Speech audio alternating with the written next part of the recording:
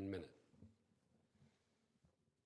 Mr. Speaker, I rise today to remember the lives of Justin Reinhartz and Tabitha, the driving force. Ranking member of the Committee on Financial Services or their respective designees. The gentleman from Arkansas, Mr. Hill, and the gentlewoman from California, Ms. Waters, each will control 30 minutes. The chair recognizes the gentleman from Arkansas.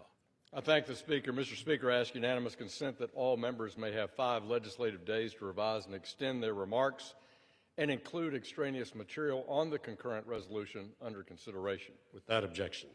I yield myself such time as I may consume. Mr. Speaker, a yes vote on this resolution should be a relatively straightforward, easy decision.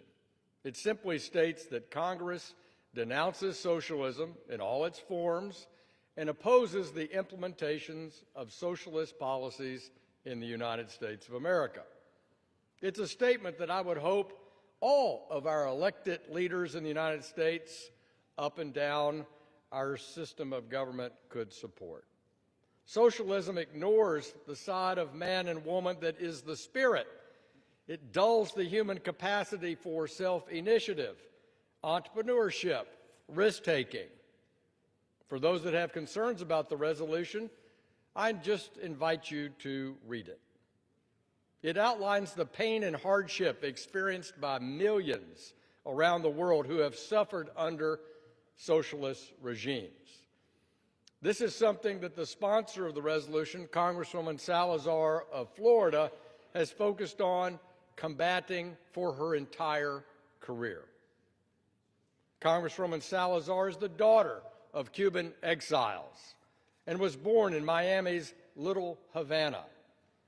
Representative Salazar has led the charge against socialist policies.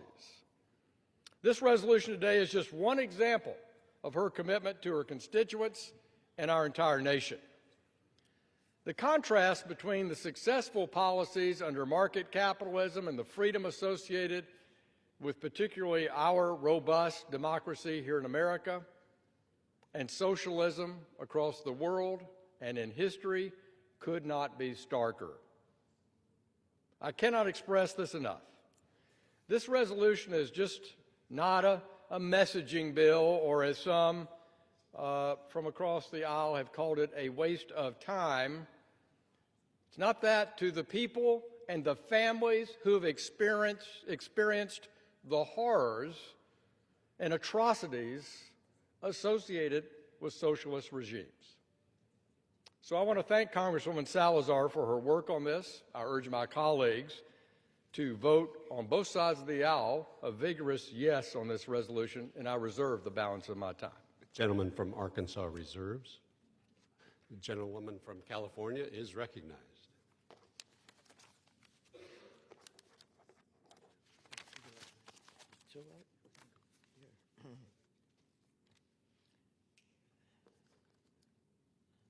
Mr. Speaker, I yield myself such time as I may consume.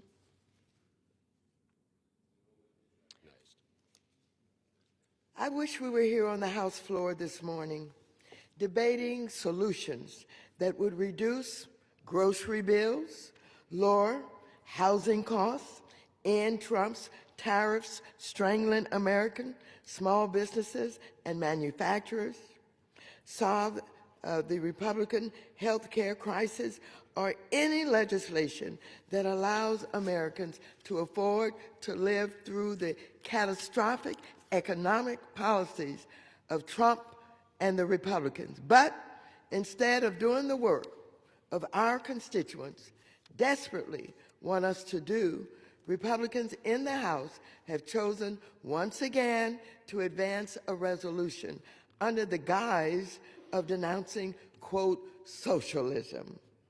Let me be clear.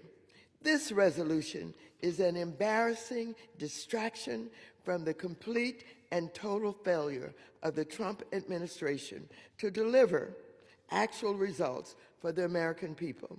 And the American people see right through it. 61% of Americans say that Trump's policies have worsened economic conditions in this country, quote unquote. And 64% of Americans say Trump policies are raising the prices of food and groceries. What's worse is that this resolution, this very resolution, goes further by using the specter of socialism to undermine some of the most important government programs in our country, like Social Security, Medicare, Medicaid, and Obamacare, programs that help everyday Americans put food on their plate and care for their children. Republicans absurdly think they can convince Americans these programs that are decades old are leading America toward a stimulus rush, even though it is blatantly obvious that the policies of Donald Trump are straight out of a dictator's playbook. Mr. Speaker, the House returned this week from the Trump Republican shutdown, the longest government shutdown in American history. And while House Republicans gave themselves a paid 2-month vacation, hundreds of thousands of federal employees were left wondering how they were going to pay their rent or mortgage, and 42 million Americans nearly lost their food assistance. And what was the Trump administration doing? Instead of working with Congress to end the shutdown or with local communities to blunt the impacts of the shutdown, it decided to use the full force of the United States government to make sure these American families went hungry, fought twice in the Supreme Court to block legally available funds for being used to help feed them, further chipped away at the Consumer Financial Protection Bureau, and fired an entire office dedicated to helping rural and struggling communities. The Community Development Financial Institutions Fund. All of this because Republicans want to raise the cost for people with Obamacare, health insurance. 22 million Americans will see their monthly health insurance premiums double, and up to 5 million Americans will likely lose their insurance altogether. Where is the Republican plan? Where's the plan? Where's the plan to deal with all of this? They don't have one because they think keeping health care costs low is socialist. If Republicans truly cared about denouncing authoritarian socialism, they'd start with the Trump administration. In less than 1 year, the Trump administration has demanded U.S. companies like Intel, U.S. Steel, MP Materials, Lithium Americas, and Triology Metals to hand over stock to the U.S. government, the President of the United States, capitalist countries, companies who are doing business that they claim they support, that this government supports. Trump is also considering forcing Lockheed Martin to do the same. Why are my colleagues who are so quick to tout their capitalist leans silent when Trump follows China's communist tactics? The double standard is astounding. This resolution also seeks to condemn atrocities committed by despotic regimes such as Joseph Stalin and Mao Zedong, while everyone in this chamber agrees should be condemned. But somehow, once again, this resolution fails to condemn some of the history's most terrible dictators like Adolf Hitler and modern-day dictators like Vladimir Putin, who is responsible for killing countless people in Ukraine, or President Tsai, who basically runs actual concentration camps for ethnic minorities. Why aren't House Republicans denouncing these dictators when we, as Congress, can actually do something to stop? Probably because President Trump has said he thinks Putin has done, quote, a great job, quote, unquote, and is a genius.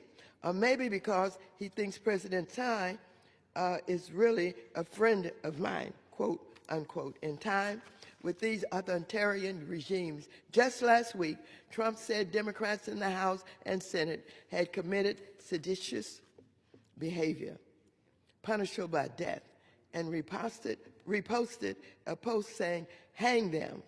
We should be working as Congress to denounce these horrific words, not beloved government programs like Medicare and Medicaid.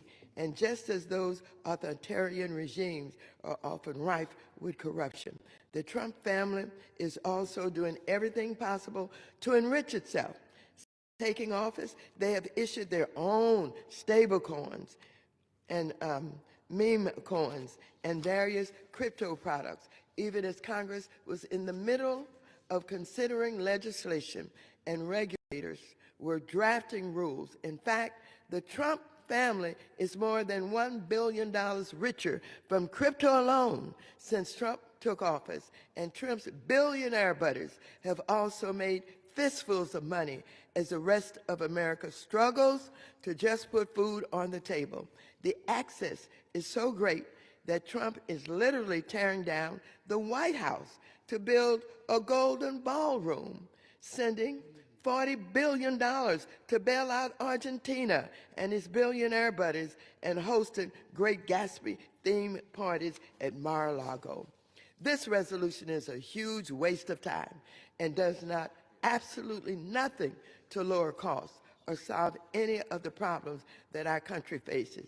I urge my colleagues to vote no on this resolution, and if they keep it up, I'm going to name all of the Republicans who took PPP money. Is that socialism? I'm going to name them who are taking advantage of other programs that they call socialist. I'm going to do it if they keep this up. I urge my colleagues to vote no on this resolution, and I reserve the balance of my time. The lady from California reserves. The gentleman from Arkansas is recognized.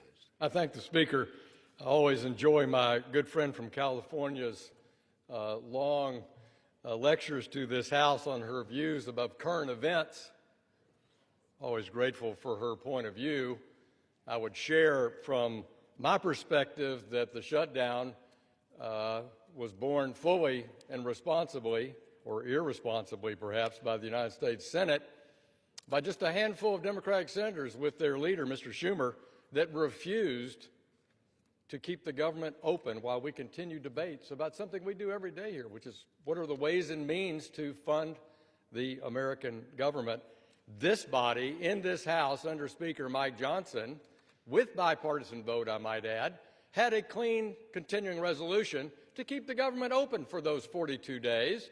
Yet in the Senate, 14 times, Senate Democrats denied funding to air traffic control, denied funding to farm assistance, denied funding for all the federal programs, inconveniencing states, hurting families, hurting federal workers, and perhaps unlike some, I certainly gave up my pay for those 42 days by direction to this House that I was not going to be paid personally as a member of Congress while we see this kind of lack of responsibility out of the Senate. But today we're talking about here in the most vigorous democracy in the land, in our 250th year, we're talking about rejecting socialism that punishes freedom, punishes individual action, tears families apart. That's what we're here to talk about. We're not here to rattle down about current events. So, the gentlewoman from Florida, Congresswoman Salazar leads our Western Hemisphere subcommittee in the House Foreign Relations Committee. And what better person, Mr. Speaker, to have this responsibility? Born in Little Havana in Miami, daughter of Cuban exiles, let her tell you how cushy life was under Castro's communist socialist dictatorship. I yield the gentlewoman 5 minutes. The from Florida is recognized for 5 minutes. Thank you. Honorable gentleman from Arkansas, the distinguished French Hill, Chairman of the Finance Services Committee, I thank you very much. It's a pleasure for me to be serving with you in your committee. And I'm just going, before I start, before I explain to this body why I'm introducing this resolution.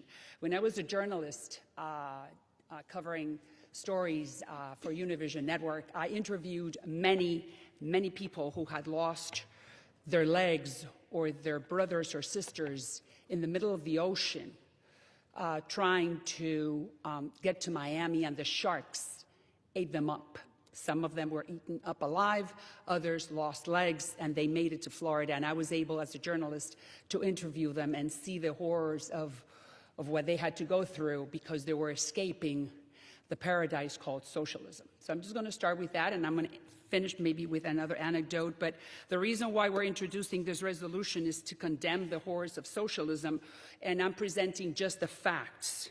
And I invite my colleagues on the other side to vote to condemn this nefarious ideology. This has nothing to do with political parties. This is not a Democratic issue. This is not a Republican issue.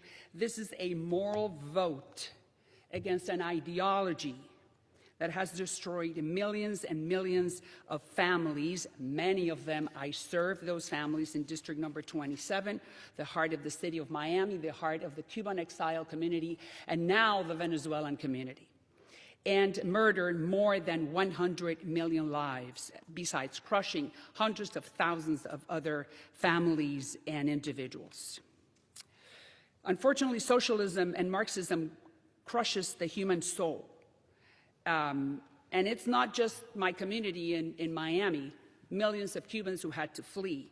And it's the rest of the hemisphere and the rest of the world. Just look at Russia, look at North Korea, look at Iran. And what a coincidence that today President Trump is receiving in the White House the mayor-elect, Mr. Mondani, from the city of New York, or from New York City. And I salute the president for receiving Mr. Mondani because he won fair and square, and that's the way democracy works. But let me just tell you something, knowing very well how Fidel works and how Hugo Chavez works and how socialism works, that I just want to put this into perspective. If it were to be the other way around, and Trump would have been the mayor-elect, and Mondani were to be the president of the United States, I assure you that there's no way that Mondani is going to receive Trump at the White House, period. And how do I know that? Because I know exactly how they operate. Democracy is just a tool to get to power, period. People who love freedom were just useful fools to be used in order to get to the business of power, which is all socialist, communist, whatever you want to call it. If it's not democracy and freedom and free market economy, it's just a bad ideology. And unfortunately, that's what they do to achieve power. They use us. Just look at Venezuela. Oh my God, Venezuela, it's in the news, right? Everyone is talking about Venezuela. Oh my God, the Caribbean. Well, let me just give you the facts. Maria Corina Machado, who is the legitimate president of Venezuela, who won 80-20 after President Biden gave the opportunity, President Biden gave the opportunity to Maduro to do fair and square election and transparent elections, right? 2 years ago, Maduro signs a document by the name of the Barbados Agreement. And he agrees to the Biden administration and to Juan Gonzalez, who used to be the National Security Advisor at the time for Latin America, that he was going to leave if he did not win the elections. And he signed that document with the Biden administration. And what did he do? He just spit on Biden's face.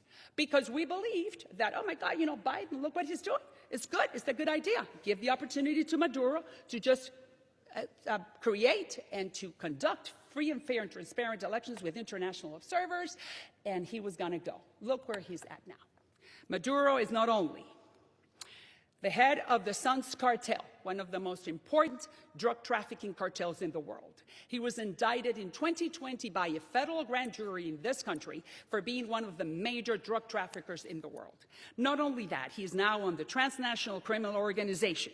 Not only that, he is the head of the Suns cartel. And you tell me, Chairman, if I can. Mr. Speaker, I'd like to yield the gentlewoman an additional minute. The lady from Florida is recognized for 1 minute. So, I mean, as you can see, I can speak until tomorrow about socialism.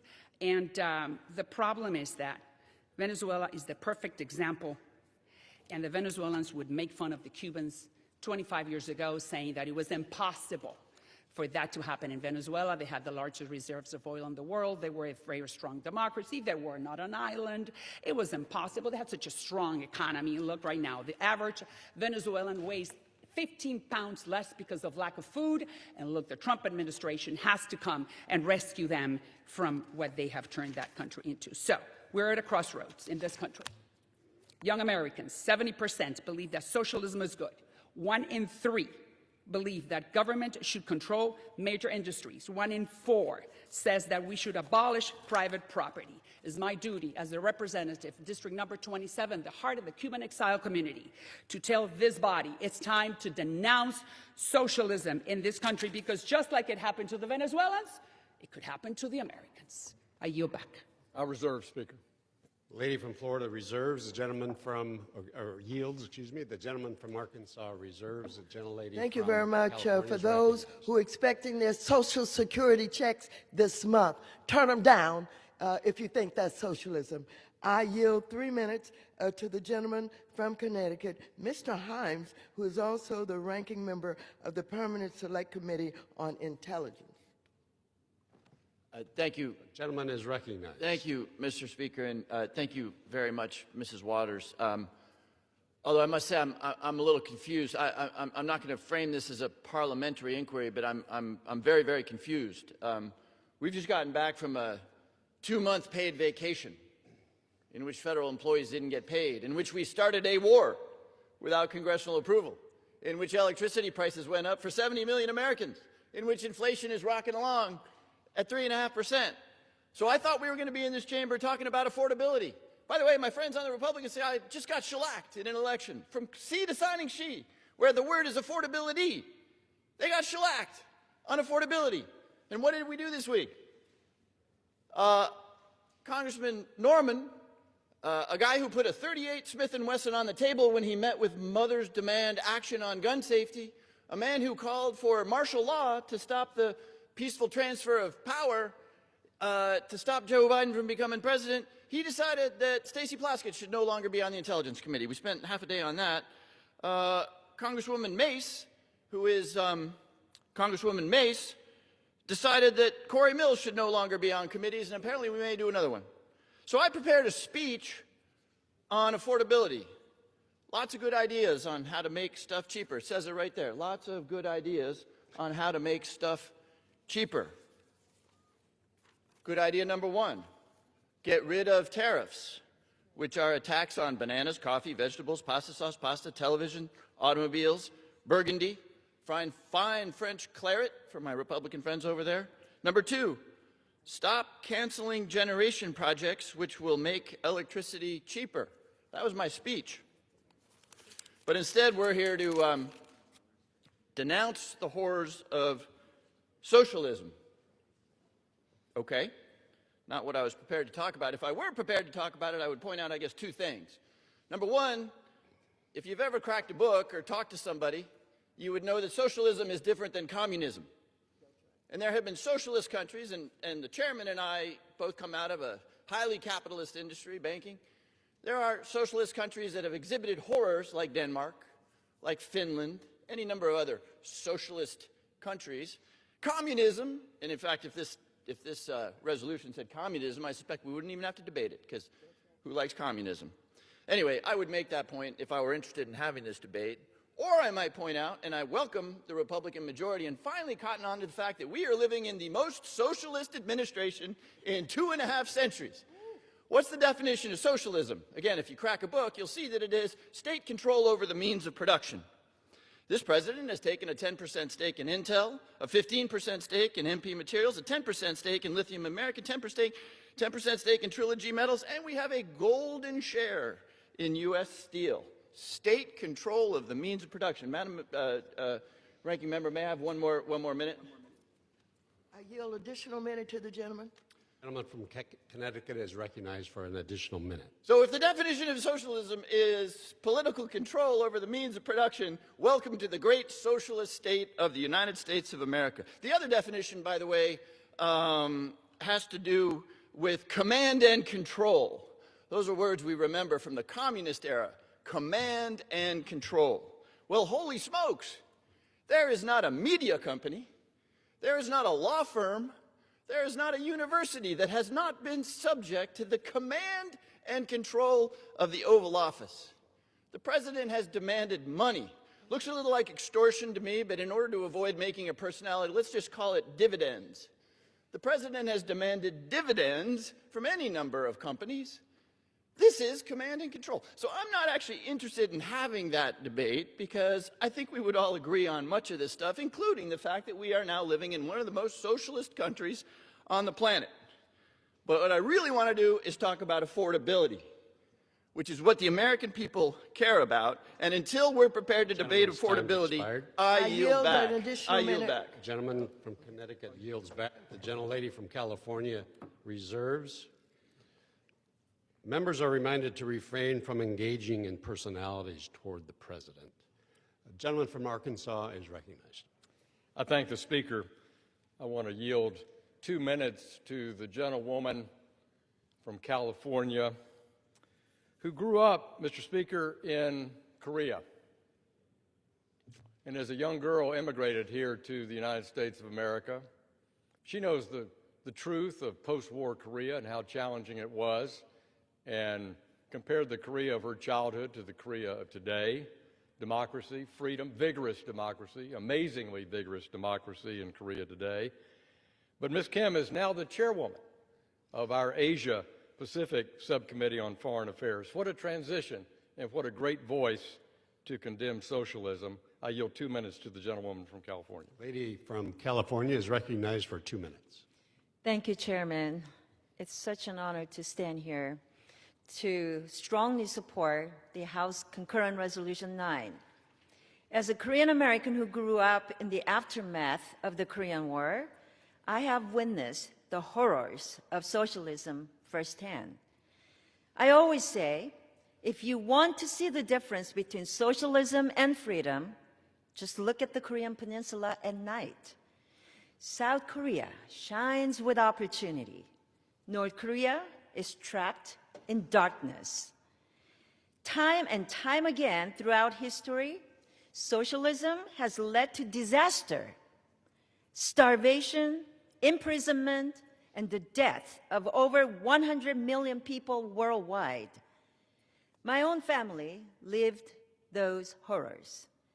My mother-in-law risked her life crossing the DMZ lines multiple times to rescue loved ones from the North Korean regime. To this day, tens of thousands of Korean families remain separated by a system that tears apart communities and crushes basic human dignity. Now more than ever, as socialist ideas gain traction here at home, and as our nation's largest city and financial capital has elected not just a socialist, but a communist as mayor, we must firmly demand our capitalist free market system, which empowers Americans of all backgrounds to achieve freedom, opportunity, and prosperity. I know what America represents because I remember my first glimpse of freedom as a young girl, looking up wide-eyed as U.S. soldiers tossed candy from their trucks in the communities that I lived. Today, as one of the first Korean American women to serve in Congress, that freedom tastes just as sweet. Gentlelady's time has expired. I yield the gentlewoman 30 seconds. Stories like these can only happen in America. As a member of Congress, I will always fight for the American dream and for our free market system that keeps it within reach for everyday Americans. Thank you, and I yield my time. The lady from California yields. The gentleman from Arkansas reserves. The lady from California is recognized. House Republicans just passed a resolution that gives the senators the right to sue their own government up to $500,000. Trump is suing the government also. The President of the United States, who controls the Department of Justice, is suing the Department of Justice. He wants to get personally $230 million because he didn't like being investigated, and he wants to get revenge on his enemies. Give me a break. I now yield 1 minute to the gentleman from New Jersey, Mr. Gottheimer. Gentleman from New Jersey is recognized for 1 minute. Thank you, Mr. Speaker. I rise in support of this bill. Democrats just had a huge win across the country because we focused on what hardworking families care about: lowering food and health care prices and cutting child care costs and lowering utility bills. What do socialists stand for? Tax-raising, job-killing policies like defunding the police, shuttering prisons, massive unfunded spending increases, and even government-run grocery stores. In New York, job-killing comptroller and socialist and reckless spender Brad Lander refuses to condemn anti-Semitic language like globalizing intifada, which calls for the death of the Jewish people. Many of Mayor-elect Mandami's policies are radically at odds with both Democratic Party and American values. After all, socialists aren't Democrats, they're socialists. Democrats are about common sense, problem-solving ideas that promote public safety, opportunity for all, and lower costs for all Americans. I urge all Republicans to work with us on those pressing issues. America is the land of opportunity. Capitalism, American innovation, and the American worker are what built our great country. We cannot let socialism tear it down. Thank you, Mr. Speaker. Gentleman yields. Lady from California reserves. The gentleman from Arkansas is recognized. Mr. Speaker, I'd like to yield 2 minutes to my good friend, prominent member of the House Financial Services Committee, very active on financial policy in this House, Mr. Rose of Tennessee, for 2 minutes. Gentleman from Tennessee is recognized for 2 minutes. Thank you, Chairman. Mr. Speaker, I rise today in support of House Concurrent Resolution 58, entitled Denouncing the Horrors of Socialism. It's a shame that I have to defend the obvious, but it's necessary because, unfortunately, across the nation, progressive Democrats are increasingly cozy with a failed, discredited ideology. Socialism has time and again led to economic ruin, human deprivation, and mass suffering. But from the breadlines of Eastern Europe to the failed communist regimes of Cuba and Venezuela, socialism promises equality, but delivers it selectively. It promises security, but delivers surveillance. It promises fairness, but delivers oppression and democide. And yet, shockingly, socialism is making a comeback here in America, even in the world's greatest city. The newly elected, self-proclaimed Democratic Socialist mayor of New York City, Zohran Mamdani, offers socialism, a mayor who champions radical economic overreach, progressive ideology that can easily turn once prosperous countries into wastelands. Americans built New York City as a gateway for immigrants seeking a better life. We built it on freedom, self-reliance, and open markets, not on forced redistribution or centralized planning. The situation now extends to Seattle, where the mayor-elect has chosen to boycott Starbucks, a company founded in her own city. Is this what we want? A country where those who run our cities turn their backs on the very entrepreneurial spirit that made them thrive? Meanwhile, I believe that we are still that shining city on the hill. We welcome more legal immigrants than any nation on earth, more than the next 4 countries combined. They don't come because they crave government control, but because they flee it. They come for liberty. They come for freedom. Thank you, Mr. Speaker. Now yield back. Gentleman yields. The gentleman from Arkansas reserves. Gentlelady from California is recognized. I yield to myself such time as I may continue to consume. Listen, instead of debating this pointless resolution, Congress should be faced on how we can reverse the catastrophic economic policies of the Trump administration that have raised costs for everyone. It is estimated that the illegal, disastrous tariffs Trump has imposed will amount to an average tax increase of $1,200 in 2025 and $1,600 in 2026 per household, and represent the largest U.S. tax increase as a percent of GDP since 1993. And not only are Trump's policies raising prices for everyone, they're killing American jobs. Although he campaigned on bringing back manufacturing to the United States, President Trump's tariffs policies have killed 42,000 manufacturing jobs. Since the beginning of this year, U.S. employers have eliminated nearly 1.1 million jobs.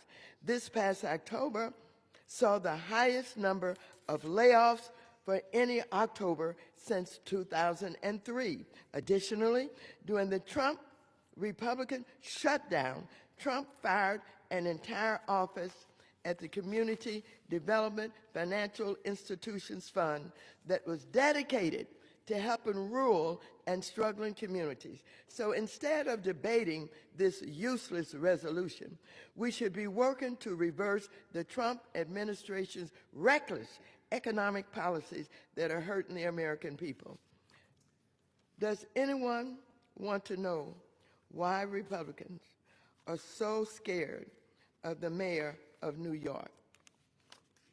Because he wants to lower grocery bills, transportation costs, and housing costs. Republicans know that Trump's policies are the reason costs are so high. Mr. Speaker and members, the evidence and the facts are right before us about what's happening with this economy. The President of the United States refuses to accept the facts, and he keeps going supporting these tariffs.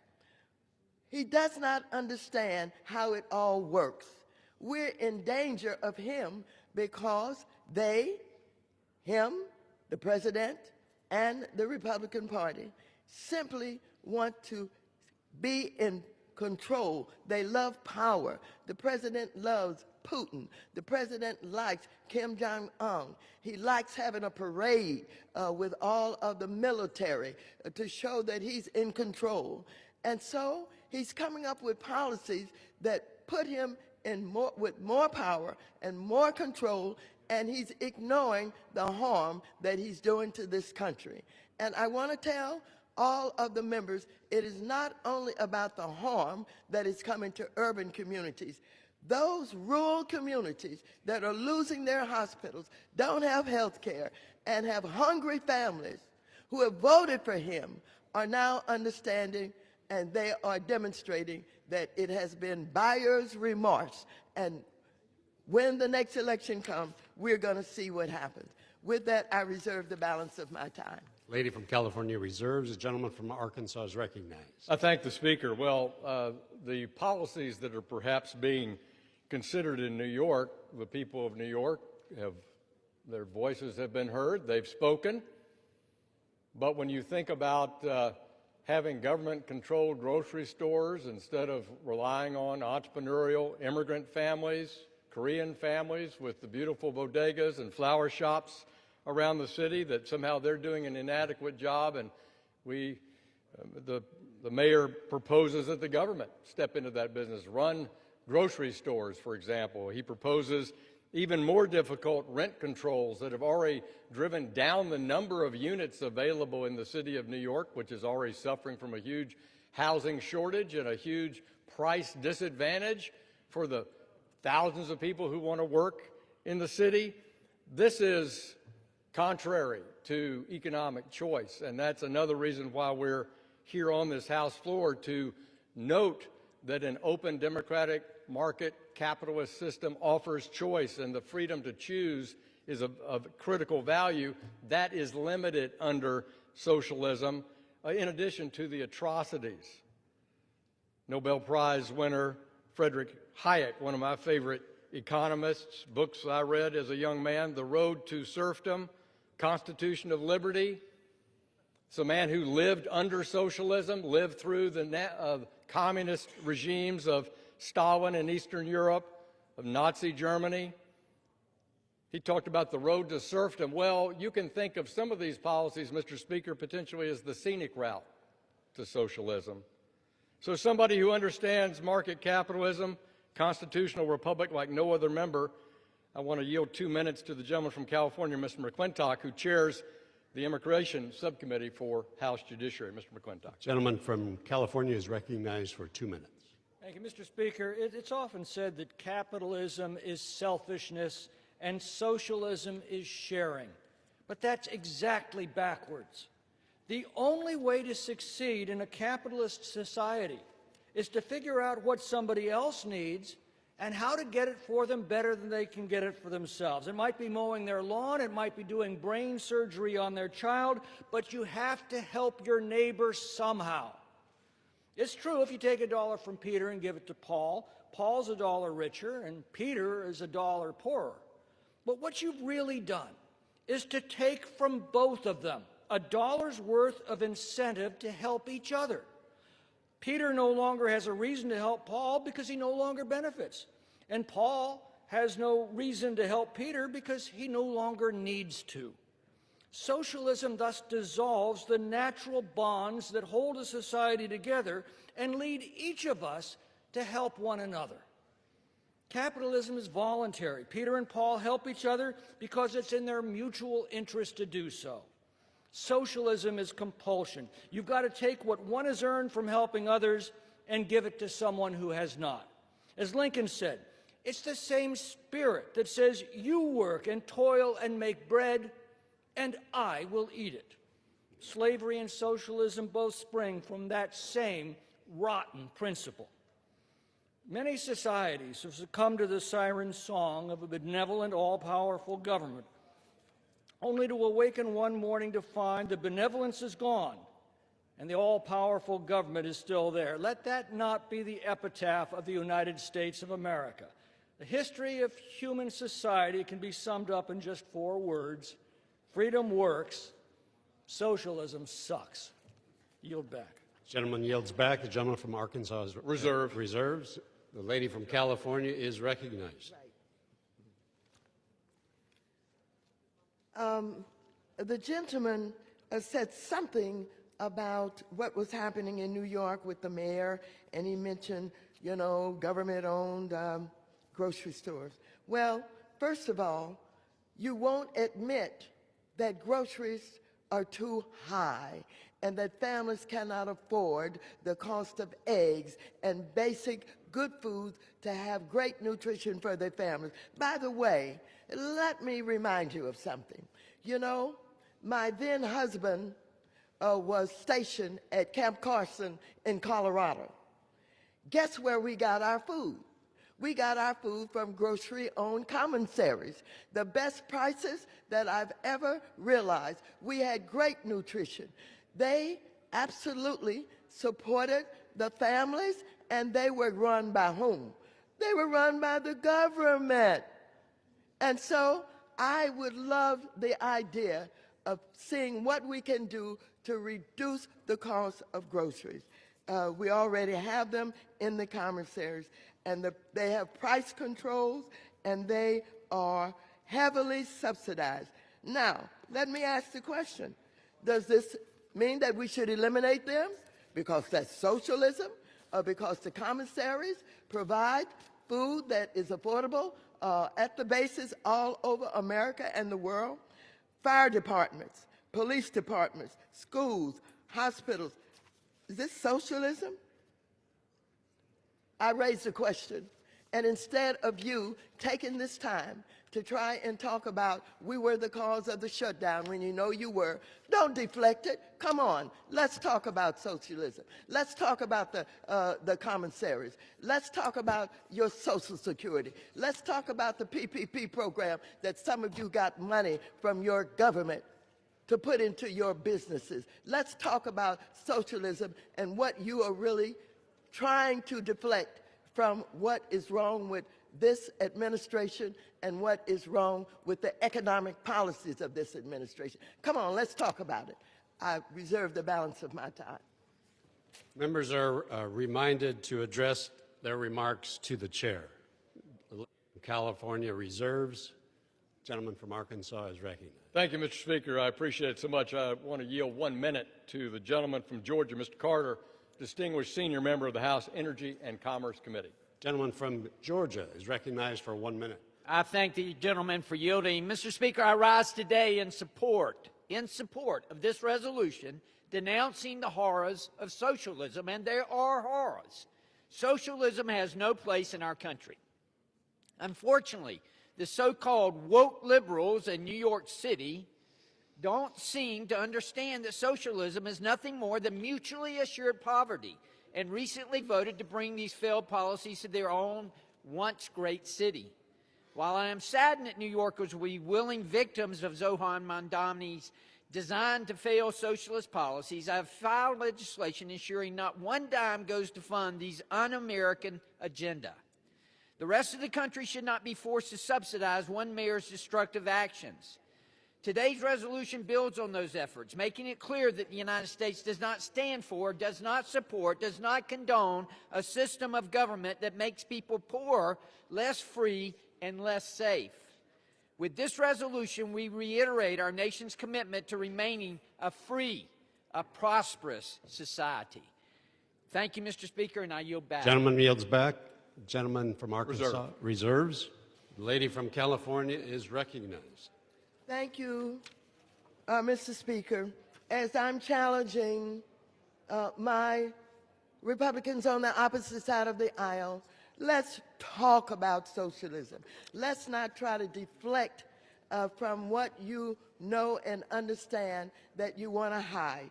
But before I go into much more of that, I'm going to yield 5 minutes to the gentleman, Mr. Raskin, who is the ranking member of the Judiciary Committee. Mr. Raskin, take him on. Tell him what socialism is really all about. The gentleman from Maryland is recognized for 5 minutes. Thank you, Mr. Speaker, and thank you, Madam Chair. I rise to oppose this cynical and silly resolution. I am not a socialist myself, but a Tom Paine Democrat, a champion of strong democracy, universal freedom, and equal rights for everybody.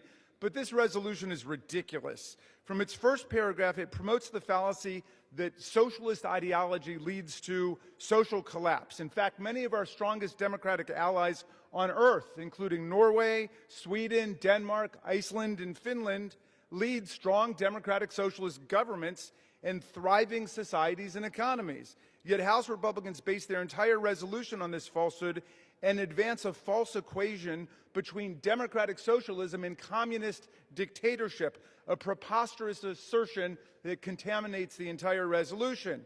The resolution even tries to conscript to these ideological deceptions the words of President Thomas Jefferson and James Madison, Enlightenment liberals who lived long before socialist ideology even existed and would detest the fanatical theocratic politics of the MAGA movement and the plutocratic billionaires and plundering CEOs who are running things behind the curtains. Thomas Jefferson is quoted embarrassingly in the resolution for the proposition that to take property from one to give to another is to violate arbitrarily the first principle of association. This is a bizarre argument, not only because Thomas Jefferson died in 1826, a decade before the word socialism even existed and was in common use.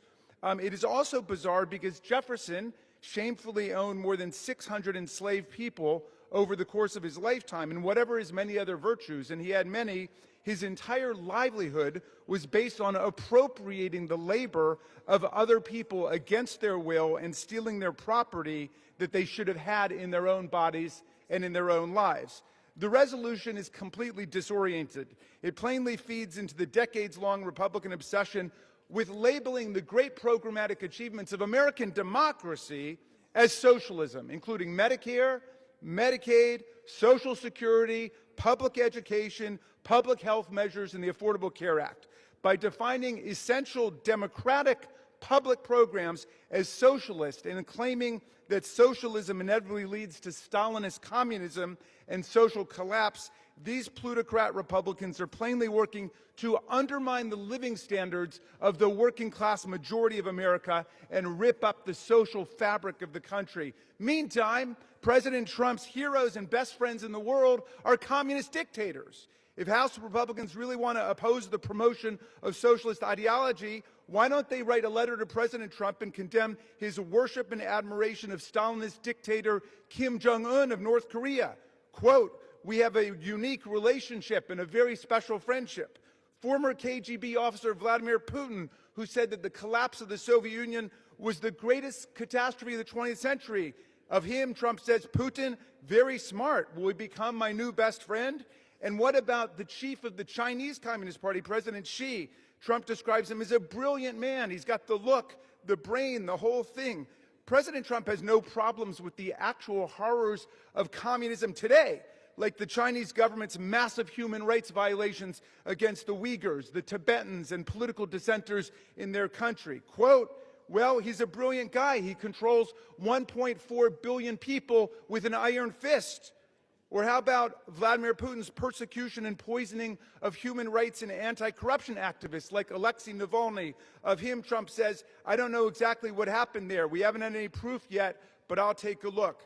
I'm voting no on this pathetic, disoriented resolution, which is divorced from reality and drenched in right-wing ideology. It will only serve to accelerate MAGA's attempts to defund the essential social programs that are central to American democracy, that were built by the American people, like Medicare, Medicaid, and Social Security, which they call socialism, but which serve our people. Thank you for yielding, and I yield back. Gentleman yields. The lady from California reserves. I reserve the balance of my time. Lady from California reserves the balance of her time. The gentleman from Arkansas is recognized. I thank the Speaker. I want to yield 3 minutes to the gentlewoman from New York, Ms. Malliotakis, who serves on the House Ways and Means Committee, who's firmly opposed to socialism. Lady from New York is recognized for 3 minutes. Thank you, Mr. Speaker. Let me educate our colleagues on the other side of the aisle. Socialism is communism light. Socialism is the first step to communism. Socialism is the antithesis of the American dream. Because in this country, we believe that regardless of where you come from or how you started, if you work hard, if you sacrifice, if you play by the rules, you can succeed. And that only happens in a country where you have freedom, where you have liberty, where you have self-determination, and you have the free market. In contrast, socialism is the belief that you work hard, you sacrifice, you do everything right, and the government can take what you earn from you to keep it for themselves or to redistribute it to whoever they choose. Millions of immigrants in this country fled their homeland to come to the United States to escape socialism and communism. Just ask your constituents from Russia, from Poland, from Albania, from China, from Korea, from Vietnam, from Venezuela, or Cuba, where my mother fled in 1959 to escape the very things that our new socialist mayor in New York City says he wants. A socialist who says he wants to seize the means of production. He wants to abolish private property rights. He wants government-run supermarkets. Yes, he says he's a socialist. But guess what, my friends? Those are policies straight out of the communist playbook of Karl Marx.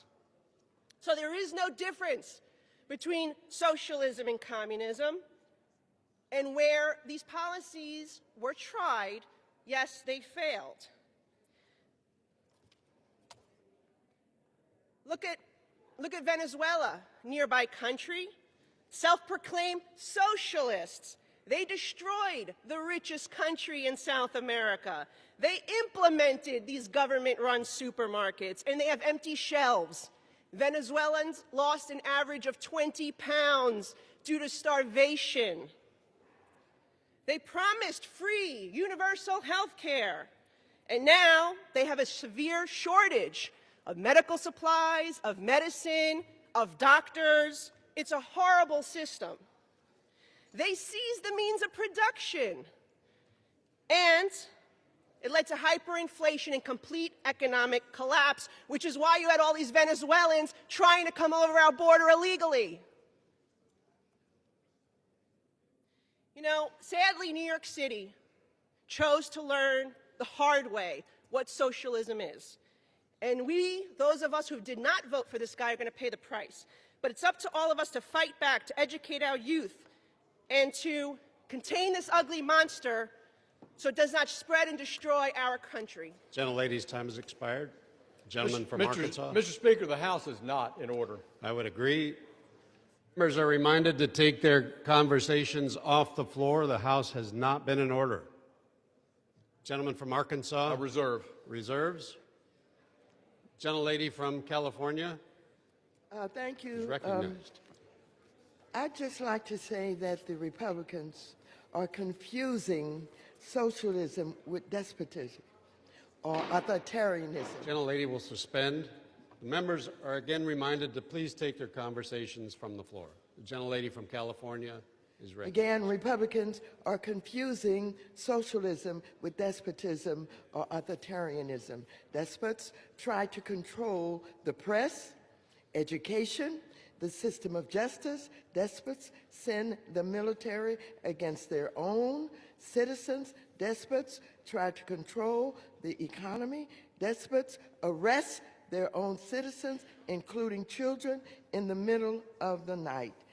Let me just say that the young lady talked about working hard, and socialism, you know, robs families of what they've worked hard for and what they've earned. Well, I want to ask you, what is this administration doing when it takes 10% equity stake in Intel, 15% equity stake in MP Materials, and 10% equity stake in Lithium Americas, 10% equity stake in Triology Metals, and a, quote, golden share in U.S. Steel Corporation? What is that? Now, the Republicans have tried to confuse you on what is socialism and even called it communism light. That is an absolute distraction from what we're discussing here today. Communism is communism, socialism is socialism, and a government run by someone who is not taking into consideration the facts and the harm and the threat that they're doing to education, the attempt to take over law firms, the attempt to tell some of the finest universities in this country what they can teach and what they cannot teach, and, I repeat, giving away our money to a country, $40 billion, at a time when that money is so desperately needed in this government. And so we could talk about this all day, but absolutely you're looking silly when you try to talk about communism light or you try to describe socialism when you don't know what it is. And so I am saying that I denounce this administration, this Trump's family, and all that is going on that's undermining our democracy. We are about a democracy that must be protected, that must be fought for. We, on this side of the aisle, are fighting every day to make sure there is justice and there is equality, and that our government is not undermining democracy and calling it socialism, calling it communism, calling it whatever you think you can use to deflect from what is going on. We're in a terrible time in this government with a president of the United States and a family who are enriching themselves on our backs. Yes, I fought hard to keep the President of the United States, the cabinet, and the members of Congress from owning cryptocurrency. But unfortunately, they're enriching themselves every day. I think the President has enriched himself by maybe $1 trillion already in the limited time that he's been the President of the United States. So don't come here talking about the dangers of socialism. You better come here and talk about what you're going to do to strengthen our democracy. How you're going to make sure that we have an education system for all of the children, rather than an education system that is being torn apart by the President of the United States. Talk about how people stop sleeping on the street, homeless, while we're cutting Section 8 programs in housing. Oh, we could go on about this all day, but I reserve the balance of my time so I can rest a bit, let them say what they want to say so I can come back and tell them what they need to hear. Gentlelady reserves. Members are reminded to refrain from engaging in personalities toward the President. The gentleman from Arkansas is recognized. Thank you, Mr. Speaker. I recognize the gentleman from Missouri, Mr. Alford, on the Oversight Subcommittee as Chair of Small Business Oversight and as a distinguished member of the Appropriations Committee. The gentleman from Missouri is recognized for 1 minute. Thank you, Mr. Speaker. Thank you, Mr. Chair. My blood pressure's up right now. I cannot believe just what I heard on the House floor. The ranking member of this distinguished committee denouncing Trump, but will not denounce socialism on the House floor of the U.S. House of Representatives. History is clear. Socialism kills people. It leads to deaths of tens of millions, crushes religious liberty, and destroys free markets. Our founders built this nation on a revolutionary idea that individual liberty and not government control is a source of human achievement. They understood that when the government owns the economy, they soon seek to own the people.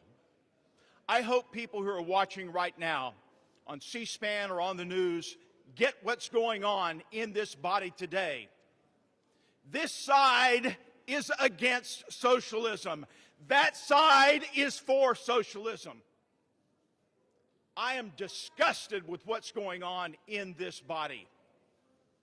And I hope the American people see through the charade, the gaslighting, and the lies that are being told. And with that, I yield back. Gentleman yields back. Gentleman from Arkansas. A reserve. Reserves. The gentlelady from California is recognized. the And balance just a of my reminder time. that she has 1 minute remaining. Gentleman from Arkansas is recognized. How much time remains, Mr. Speaker? Gentleman from Arkansas has 5 1/4 minutes remaining. I think that, Mr. Speaker, I want to again call on my friend from South Florida. But before I do that, Mr. Speaker, the House is not in order.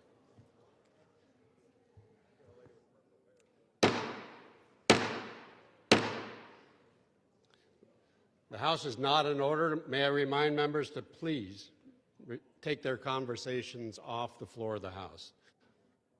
You have the misfortune of having a speaker who is half deaf. So, gentleman from Arkansas is recognized. Thank you, Mr. Speaker. Ms. Salazar of South Florida, a child of Cuban exiles from the Castro takeover of Cuba, I yield her 3 minutes. Florida is recognized for 3 minutes. Thank you, Mr. Speaker. If there is someone who has seen the horrors of socialism up close within the Democratic Party, is in the House, and it's the Honorable Congresswoman Maxine Waters. And I would love for you to support this resolution specifically, because Madam Waters, for decades, you traveled to Cuba dozens of times to visit Fidel Castro personally, whom you consider your friend. Congresswoman Waters was in Havana, and she saw the destruction of biblical proportions that Castro caused on that island, who at the time in 1960 had the highest per capita income in the Western Hemisphere. At that time, Madam Waters knew that thousands and thousands of Cubans were escaping on a raft, exposing their lives and their children to be eaten by the sharks. She knew that Afro-Cubans were being beaten on the streets of Havana, discriminated against by Fidel Castro, Mr. Speaker. And for that reason, I am bringing up all these facts, because Madam Waters knew that the Cuban jails were full of political prisoners, and the Cubans did not have the same privileges that we are having right now to speak freely. At that time, Madam Waters never raised her voice to denounce the horrors of socialism, Mr. Speaker. For that reason, I am asking Madam Waters. For what purpose the lady from California seeks recognition? I move to take her words down. Order. The House will be in order. The lady from California, for what purpose do you rise? I rise to take down her words.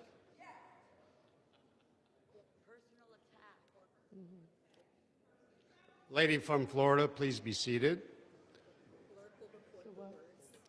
I'd ask the clerk to please report the words.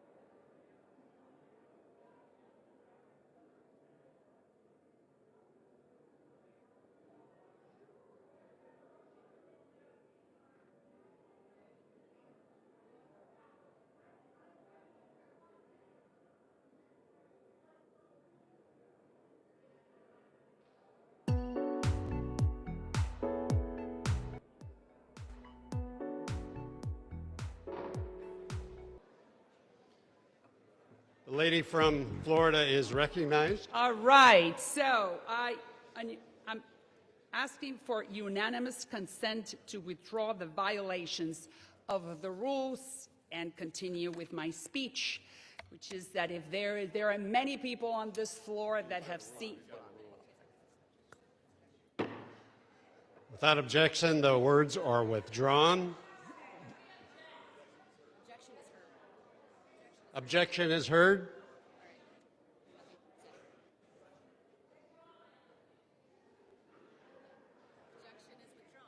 The objection is withdrawn. The gentlelady from Florida, her request is accepted with unanimous consent. The gentlelady from Florida is recognized.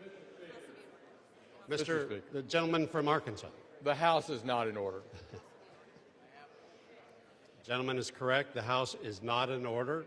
With any luck, we'll get back to business. Please take your conversations off the floor of the House. The gentlelady from Florida is recognized. There are many people on this floor who have seen the horrors of communism. They have been to Cuba. They have been friends with Fidel Castro. They have seen the jails full of Cuban prisoners. They have seen people preparing rafts to die in the middle of the ocean, eaten by sharks. There are many people in the Democratic Party who have witnessed that and have not said anything. So for that reason, Mr. Speaker, I am asking some of my colleagues on that side of the aisle, many of them who are very good friends of mine, to understand that denouncing communism and socialism is the right thing to do for the Democratic Party. And if some of the highest, most important members of the Democratic Party on that side of the aisle were to vote with us, they would be doing a very favor to the Republic, and not only that, to the Democratic Party. They will become the new champions.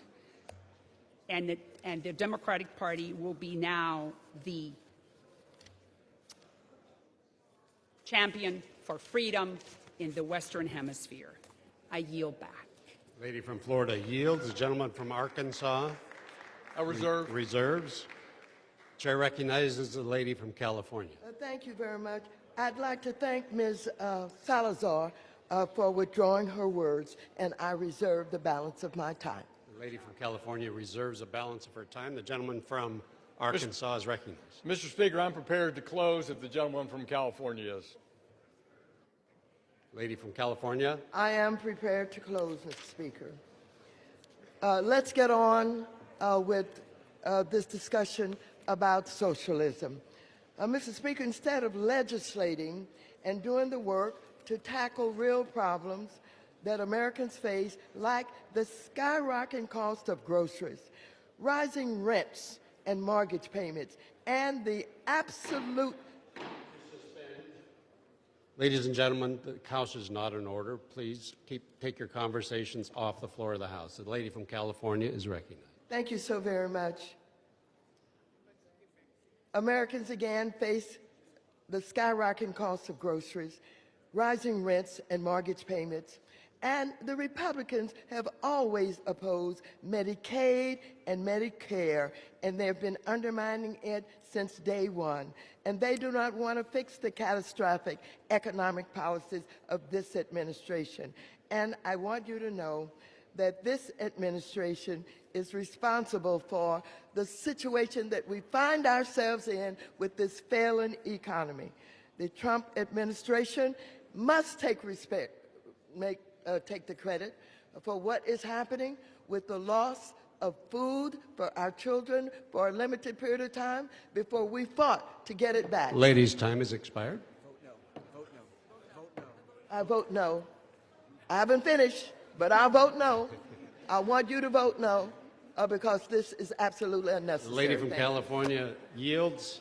The gentleman from Arkansas is recognized. Mr. Speaker,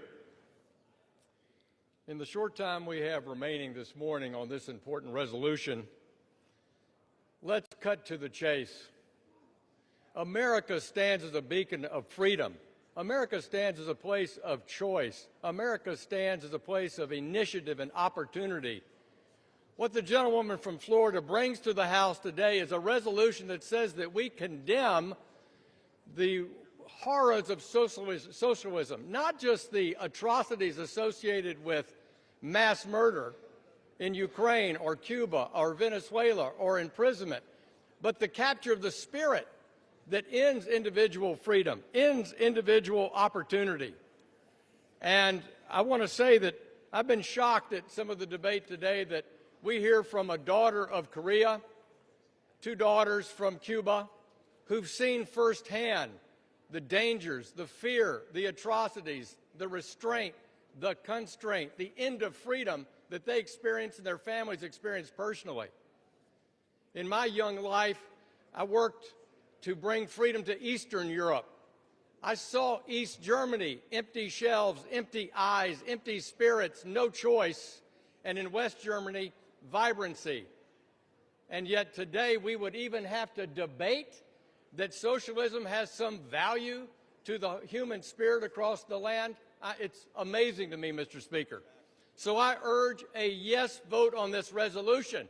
Whether you're a Democrat, a Republican, old, young, no matter what your political philosophy is, let's unite on this floor and reject the evils of socialism. I yield back the balance for my time.